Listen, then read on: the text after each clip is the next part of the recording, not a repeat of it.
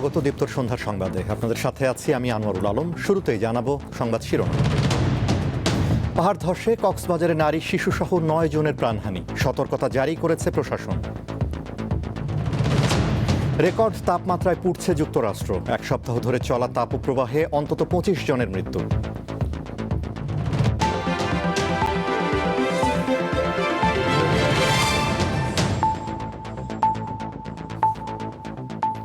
এবারে বিস্তারিত। ভারী বৃষ্টিপাতের কারণে পাহাড় ধসে কক্সবাজারে নারী ও শিশুসহ অন্তত 9 জন প্রাণ হারিয়েছেন। তাদের মধ্যে 8 জনই রোহিঙ্গা। পাহাড় ধস নিয়ে সতর্কতা জারি করেছে প্রশাসন। বঙ্গোপসাগরে সৃষ্ট নিম্নচাপ ও বাংলাদেশের ওপরে সক্রিয় মৌসুমী বায়ুর প্রভাবে বৃষ্টি হচ্ছে উপকূলীয় জেলা সহ দেশের বেশিরভাগ অঞ্চলে। সেই বৃষ্টিতে পাহাড় ধসে এবার কক্সবাজারে প্রাণ হারালেন 9 জন।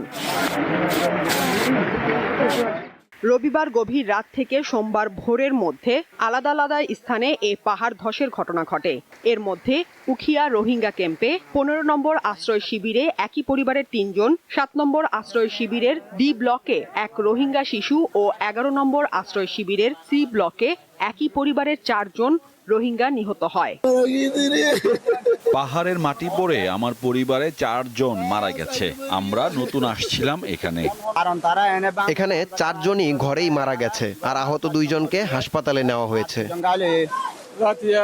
রাত 1:30টার দিকে বৃষ্টির সময় শব্দে ঘুম ভেঙে যায়, কিন্তু এভাবে পাহাড় ভেঙে পড়বে বুঝতে পারিনি আমরা। এরা নতুন এসেছে, কোথাও থাকার জায়গা পায়নি, তাই পাহাড় কেটে ঘর বানিয়ে থাকতো। স্থানীয়দের সহায়তায় উদ্ধার কাজ চালায় ফায়ার সার্ভিস। ফায়ার সার্ভিস কর্তৃক আমরা 2 জনকে উদ্ধার করি, আর স্থানীয় জনতা কর্তৃক ওখানে একজন ভিকটিম মৃতদেহ উদ্ধার করা হয় এবং 2 জন আহত উদ্ধার করা হয়। তারা ওই জায়গাটা ছাড়তে চায় না, মনে করে যে ওই জায়গাটা ছেড়ে গেলে অন্য কেউ দখল করে নেবে।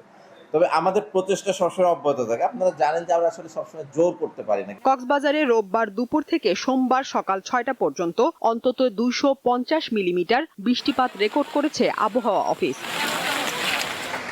সাদিয়া চৌধুরী, দীপ্ত, বার্তাকক্ষ।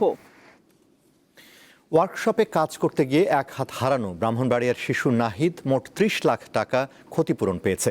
আজ আপিল বিভাগের মাধ্যমে 15 লাখ টাকার পে অর্ডার দিয়েছেন প্রতিষ্ঠানটির মালিক। আগে পরিশোধ করা হয়েছিল 15 লাখ টাকা। আমার পিঠে হাতুড় দিয়ে বাড়ি মারে, তখন আমি ভয়ে গেছি। করোনা মহামারীর সময় নাইম হাসান নাহিদকে তার বাবা ভৈরবের নূর ইঞ্জিনিয়ারিং ওয়ার্কশপে কাজে দেন। কথা ছিল 14 বছরের এই শিশু চা বানাবে আর ছোটখাটো কাজ করবে, কিন্তু তাকে মেশিনে কাজ করতে বাধ্য করে প্রতিষ্ঠানটির মালিক। অল্প কয়েকদিনের মধ্যেই ঘটে দুর্ঘটনা, হারাতে হয় একটি হাত।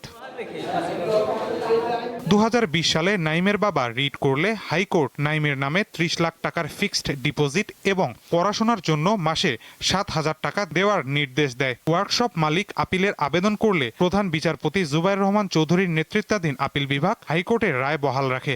জাজমেন্ট মিউচুয়ালি হয়েছে। জাজমেন্টে ইয়াকুব কারখানার মালিক বলেছে টাকা দিয়ে দিবে, সেই অনুসারে ইনস্টলমেন্টও হয়েছে, কিন্তু সেটি দেয়নি। না দিয়ে অ্যাপিল করেছে। অ্যাপিলের ডিভিশন 19/11/2024 জাজমেন্ট দিয়েছে। এরপরেও কন্টেম্প করতে হয়েছে এই টাকা পেতে। এই জাজমেন্টটা মাইল ফলক হয়ে থাকবে। আশা করি শিশুদেরকে নিয়ে কোনো কারখানা অন্তত জীবন মৃত্যুর খেলা খেলবে না। 2 ধাপে 15 লাখ টাকা দেয় ওয়ার্কশপ মালিক। বাকি 15 লাখ টাকার পে অর্ডার সোমবার আদালতের মাধ্যমে পরিশোধ করা হয়। আজকে আমি আমার বাবার কাছে চিরঋণী থাকবো। আজকে আমরা এই মামলার জন্য আমার বাবা মা এখন পাগল হয়ে রাস্তায় ঘুরে। আমার বাবা আমার জন্য ভেঙে গেছে। আমি চাই আমার মতন অত্যাচারের জন্য আর কোনো আমার মতন বয়সে আর কোনো ভাই না হয়। এক হাত হারানো শিশু নাইম হাসান নাহিদের বাড়ি ব্রাহ্মণবাড়িয়ার আশুগঞ্জে। মাহিদুর রহমান, দীপ্ত সংবাদ, ঢাকা। এই টাকাটা নাহি। তত্ত্বাবধায়ক সরকার বাতিল করা সংবিধানের 15 সংশোধনীকে অবৈধ করে হাইকোর্টের দেয়া রায়ের বিরুদ্ধে আপিল শুনানি মঙ্গলবার পর্যন্ত মুলতবি করেছেন আপিল বিভাগ। প্রধান বিচারপতি জুবাইর রহমান চৌধুরী নেতৃত্বাধীন 4 সদস্যের আপিল বেঞ্চে আংশিক এই শুনানি হয়েছে। সোমবার শুনানি করেন রিটকারী সুশাসনের জন্য নাগরিক সুজনের আইনজীবী শরীফ ভূঁইয়া। এর আগে পৃথক 2টি রিট আবেদনের চূড়ান্ত শুনানি শেষে 2024 সালের 17 ডিসেম্বর 5ম সংশোধনীর কিছু অংশ অসাংবিধানিক ও বাতিল করে রায় দেয় হাইকোর্ট। রায়ের পর তত্ত্বাবধায়ক সরকার ফেরার পথ খুললেও কিছু জটিলতা থেকে যাওয়ায় হাইকোর্টের রায়ের বিরুদ্ধে পৃথক 3টি আপিল করা হয়।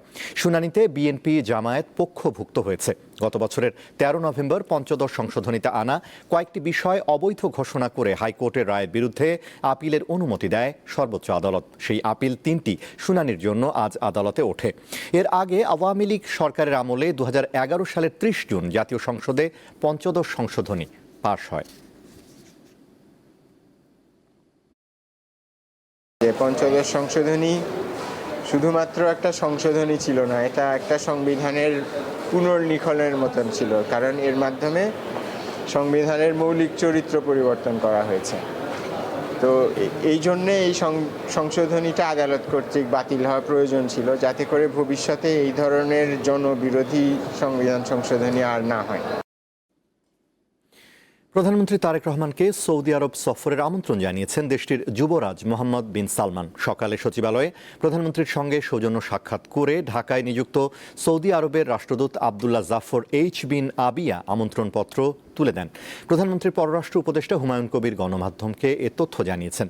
সৌদি যুবরাজ সালমান বাংলাদেশ সফরের আগ্রহ দেখিয়েছেন বলে জানান পররাষ্ট্র উপদেষ্টা।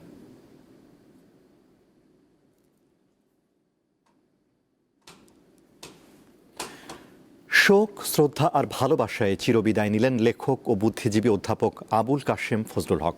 আজ রাজধানীর কেন্দ্রীয় শহীদ মিনারে তার মরদেহে সর্বস্তরের মানুষ শ্রদ্ধা জানিয়েছে। গুণী এই শিক্ষকের চিন্তা ও দর্শন মুক্তবুদ্ধির সমাজ গঠনে ভূমিকা রাখবে বলে মনে করেন বিশিষ্টজনেরা। বাংলা ভাষা ও সাহিত্য চর্চা এবং মুক্ত চিন্তার বিকাশে নিবেদিত প্রাণ অধ্যাপক আবুল কাশেম ফজলুল হক। ঢাকা বিশ্ববিদ্যালয়ের বাংলা বিভাগের সাবেক এই শিক্ষক নিজেকে শুধু শ্রেণীকক্ষে সীমাবদ্ধ রাখেননি, প্রগতিশীল সমাজ প্রতিষ্ঠার লক্ষ্যে করেছেন বুদ্ধিবৃত্তিক লড়াই। সোমবার সকালে এই গুণীজনের মরদেহ আনা হয় বাংলা একাডেমি প্রাঙ্গণে। সহকর্মী লেখক, শিক্ষক ও শুভানুধ্যায়ীরা আবুল কাশেম ফজলুল হকের প্রতি শ্রদ্ধা জানান। এখানে তার জানাজা হয়। এমন আলোকিত মানুষ এটা বোধহয় পৃথিবীতে খুব কমই আছে। হারের স্মৃতিকে আন্দোলন রাখার জন্য যেটা করার দরকার সেটা আমি করবো একটা ছাত্র হিসেবে। এরপর সর্বস্তরের মানুষের শ্রদ্ধা নিবেদনের জন্য মরদেহ রাখা হয় কেন্দ্রীয় শহীদ মিনারে। নীরবতা আর শ্রদ্ধায় তাকে স্মরণ করেন বিভিন্ন রাজনৈতিক দলের নেতা, সাংস্কৃতিক ব্যক্তিত্ব, শিক্ষক, শিক্ষার্থী সহ নানা শ্রেণী পেশার মানুষ। তারা বলেন, সমাজকে আলোকিত করার ক্ষেত্রে আবুল কাশেম ফজলুল হকের অবদান দীর্ঘদিন অনুপ্রেরণা হয়ে থাকবে। অধ্যাপক আবুল কাশেম ফজলুল হক বিশেষ করে তিনি 60 দশক থেকে বাস্তবে তিনি একটা সমাজের আমূল পরিবর্তন প্রয়াসী যে বিপ্লবী আন্দোলন, বিপ্লবী চিন্তা, তার সাথে তিনি সরাসরি যুক্ত ছিলেন। এমন কোনো আলোচনায় আমরা ডেকেছি উনি আসেননি, এমন হয়নি। এবং উনি যখন কথা বলেছেন আমরা সবাই শুধু উনার জ্ঞানের পরিধিটা মুগ্ধ হয়ে উপলব্ধি করেছি, শুনেছি। শহীদ মিনার থেকে মরদেহ নেওয়া হয় ঢাকা বিশ্ববিদ্যালয়ের অপরাজয় বাংলায়। শিক্ষক শিক্ষার্থীদের ভালোবাসায় শেষবারের মতো সিক্ত হন এই বরেণ্য শিক্ষাবিদ। তার জীবন, তার চিন্তা, তার কর্ম, তার আদর্শ আমাদের মাঝে বেঁচে থাকুক, সেই চর্চা আমরা করব, যাতে করে আমাদের আবুল কাশেম ফজলুল হক স্যার আমাদের মাঝে চিরদিন বেঁচে থাকবেন, তার কর্মকে আমরা বাঁচিয়ে রাখব। অধ্যাপক আবুল কাশেম ফজলুল হকের শেষ জানাজা হয় ঢাকা বিশ্ববিদ্যালয়ের কেন্দ্রীয় জামে মসজিদে। বিকেলে মিরপুর শহীদ বুদ্ধিজীবী কবরস্থানে তাকে দাফন করা হয়। রবিবার 86 বছর বয়সে এই শিক্ষাবিদের জীবনাবসান ঘটে। জহিরুল মোহসান, দীপ্ত সংবাদ, ঢাকা। আন্তর্জাতিক। যুক্তরাষ্ট্রে এক সপ্তাহ ধরে চলা ভয়াবহ তাপপ্রবাহ ও প্রচণ্ড গরমে বিভিন্ন রাজ্যে অন্তত 25 জনের মৃত্যু হয়েছে। যুক্তরাষ্ট্রের বিভিন্ন অঙ্গরাজ্যের সরকারি কর্মকর্তাদের দেওয়া তথ্যের ভিত্তিতে মার্কিন সংবাদ মাধ্যম এনবিসি নিউজ জানিয়েছে, নিউ জার্সি রাজ্যে প্রচণ্ড গরমে সবচেয়ে বেশি 22 জন এবং ইলিনয় ও মিসিসিপি রাজ্যে 3 জনের মৃত্যু হয়েছে। কর্মকর্তাদের তথ্য মতে অনেককে শীতাতপ নিয়ন্ত্রণবিহীন বাড়িতে, নিজ বাড়ির বাইরে, সড়কে ও পার্ক করা গাড়ির ভেতরে মৃত অবস্থায় পাওয়া গেছে। যুক্তরাষ্ট্রের 20টিরও বেশি অঙ্গরাজ্যে তাপমাত্রা 38 ডিগ্রি সেলসিয়াস ছাড়িয়ে গেছে। দেশটির আবহাওয়া দপ্তরের তথ্য মতে যুক্তরাষ্ট্র জুড়ে 14 কোটিরও বেশি মানুষ তাপপ্রবাহ সংক্রান্ত সতর্কতার আওতায় রয়েছে।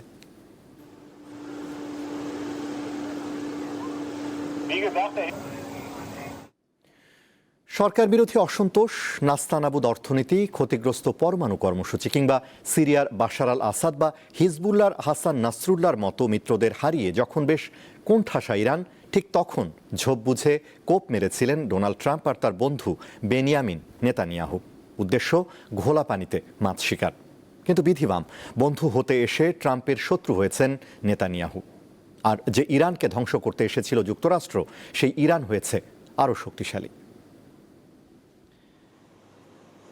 ইরানে আয়াতুল্লাহ খামেনির জানাজার মধ্য দিয়ে মূলত আসলে পুরাতন যে আয়াতুল্লাহ খামেনির যে শাসনামল সেটির অবসান হচ্ছে আনুষ্ঠানিকভাবে, এবং নতুন যে মুস্তফা খামেনির নেতৃত্বাধীন যে ইরানের সরকার তাদের আনুষ্ঠানিক যাত্রা সেটিও শুরু হচ্ছে।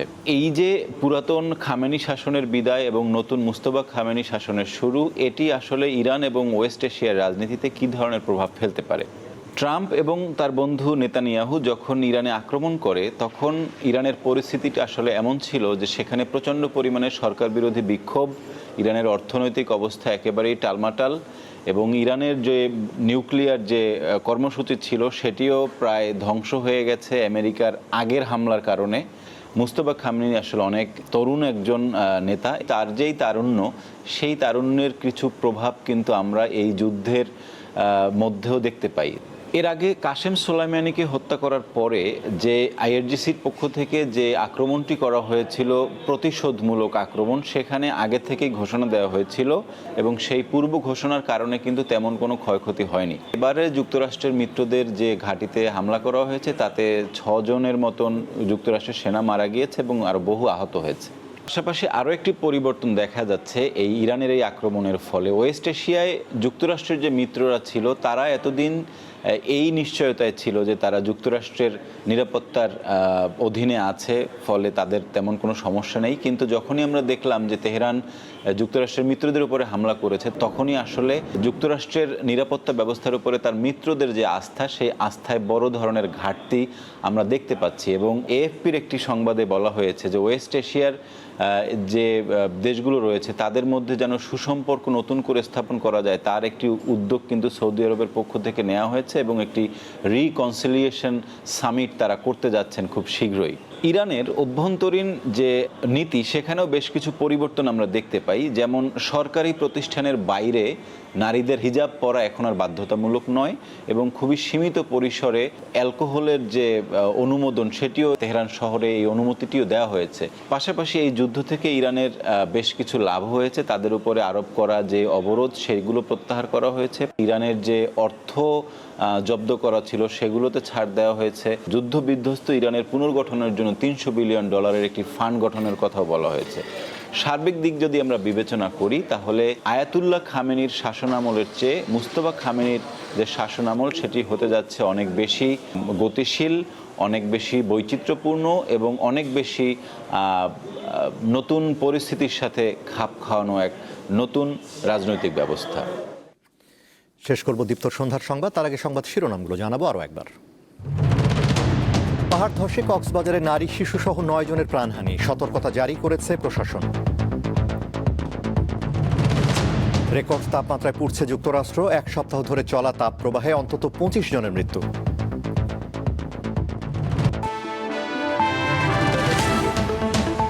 এই ছিল এখনকার মতো। আমাদের পরবর্তী দীপ্ত সংবাদ রাত 11টায় দেখার আমন্ত্রণ। এছাড়া আরও তথ্য বিনোদনের খবর পেতে যুক্ত থাকুন দীপ্তর ডিজিটাল প্ল্যাটফর্মগুলোতে।